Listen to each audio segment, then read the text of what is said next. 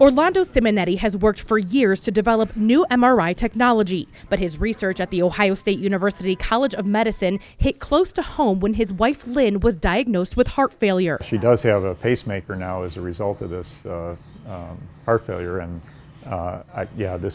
this machine, I'm sure, will be the one she'll get her next MRI in. The new MRI, developed with Simonetti's help, has a much lower magnetic field, making it safe for patients like Lynn who have implanted devices. I played a role in inventing those techniques that were used in her initial diagnosis, and now this kind of takes it a step further, where it seems to be a machine designed specifically for her. The MRI, built by Siemens, was recently approved by the FDA. The first machine for patient care is now installed at the Ohio State University Wexner Medical Center, not only expanding access to those with implanted devices, but also people who are obese or claustrophobic. You can see the opening to the magnet is much larger. The technology offers lower magnetism without compromising image quality. In fact, it expands the capabilities of MRI, especially to the heart and lungs, which otherwise require methods that expose the patient and clinician to harmful radiation from X-rays or CT scans. Because of the air in the lungs, it